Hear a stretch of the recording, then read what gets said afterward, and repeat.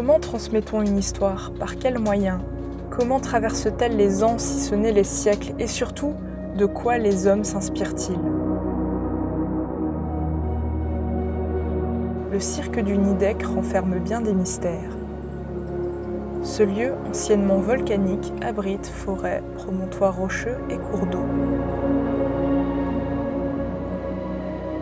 L'atmosphère qui y règne pourrait faire surgir ondines, géants et loups-garous présents dans les contes du Nidec.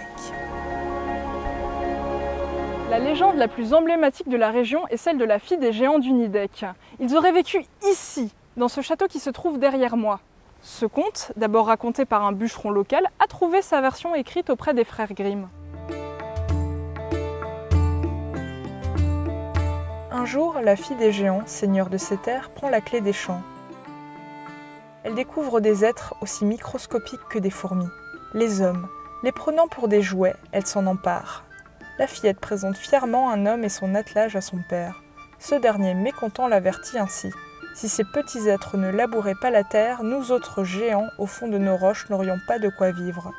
Cette morale rend hommage aux agriculteurs de la région. Mais alors, les seigneurs du Nidec, sont-ils géants ou bien loups-garous?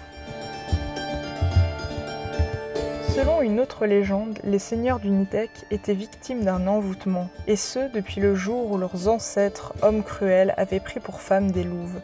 Chaque siècle, un descendant de la lignée se transformait en demi-loup.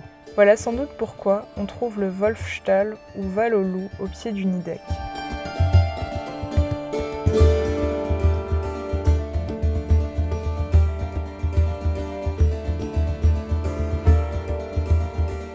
Nous nous trouvons sur les ruines du Haut-Nidec. Ce château a fait l'objet d'une paix castrale en 1393. Cette charte avait pour objectif de garantir la paix dans le château et ses alentours.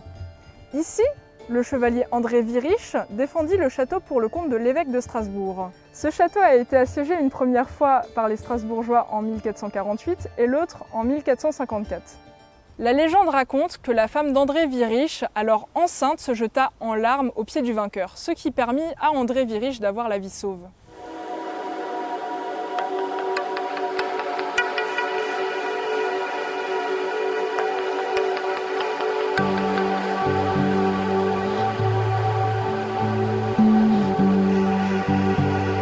La cascade du Nidec se situe à 534 mètres d'altitude. Haute de 25 mètres, son eau ruisselle sur une paroi volcanique. Vous connaissez sans doute la Loreley, cette sirène du Rhin. Eh bien, le Nidec a aussi sa propre nymphe. À la naissance de la fille des maîtres du Nidec, toutes les fées des alentours lui donnèrent de nombreux dons, dont la beauté comme la pureté de l'art. Mais, à l'âge de 16 ans, elle se fit capturer par le seigneur de Wagenbourg. Ce dernier la séduit, au point qu'elle n'en délaisse sa propre famille. Sa marraine la fée la maudit. Elle devrait aimer le seigneur de Wagenbourg jusqu'à la fin de ses jours. Mais celui-ci se lassa d'elle et l'envoya remplir un énorme vase à la cascade du Nidec, avec l'intention de s'en débarrasser.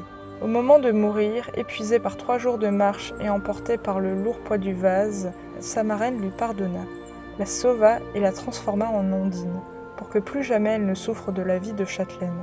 On raconte que, les jours d'orage, on la voit encore comme une blanche apparition dans les vapeurs de la cascade. Voilà, merci beaucoup d'avoir regardé. Cet épisode un peu spécial est fini. Il était consacré aux aspects plutôt légendaires du Nidec. N'hésitez pas à partager et à aimer si vous voulez plus de histoire. Salut!